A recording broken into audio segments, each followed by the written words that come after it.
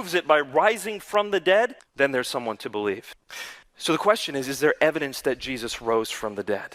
Again, if some people want to ask questions about this, or if it wants to come up in the Q&A, then we can discuss it a little bit more. But as I investigated the evidence surrounding Jesus' death, I came to the conclusion that the evidence pointed uniformly to the fact that Jesus rose from the dead. Now, there's something very profound in that, because as a Muslim, the Quran doesn't even let you believe that Jesus died on the cross. The Quran says in Surah An-Nisa, which is chapter 4, verse 157, وَمَا قَتَلُوهُ وَمَا صَلَبُوهُ وَلَكِنْ شُبِّهَ لَهُمْ. He was not killed, nor was he crucified, but so it appeared to them. So the Quran denies that Jesus was killed by crucifixion. But if you study the history of Jesus' life, I'm not talking about Christians studying the history of Jesus' life. I'm talking about atheist, skeptical, agnostic scholars like Paula Fredrickson, like Marcus Borg, like Bart Ehrman, none of whom are Christians. All of them say if we can know anything about Jesus' life, it's that he died by crucifixion under Pontius Pilate. The death of Jesus is the most solid fact regarding his life, historically speaking, and that alone challenges the truth of the Quran.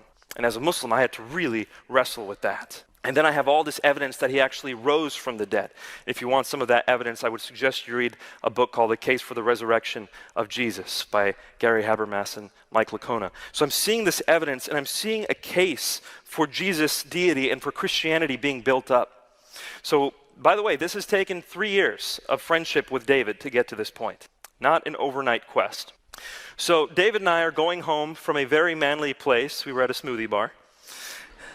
On the way back, David asks me, he says, Nabil, we've been looking into this for quite a while. Where do you think the case for Christianity falls? From 0 to 100, if 0 was absolutely not true and 100 was absolutely true, where do you think the case for Christianity stands? I just thought about each criterion there. Well, it's 99% sure Jesus died on the cross, about 90% sure he claimed to be God, 90% sure he rose from the dead. I'm putting it at 80 to 85%, David. And he about spits out the smoothie, which is not cool because it was my car.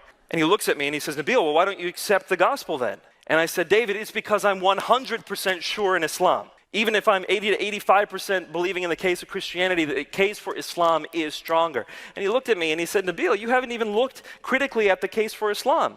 And I said, I know, but I'm just that certain. I've heard evidences of the Quran from childhood. I've heard evidences of Muhammad from childhood. I am certain that Islam is true. And he says, well, put it to the test.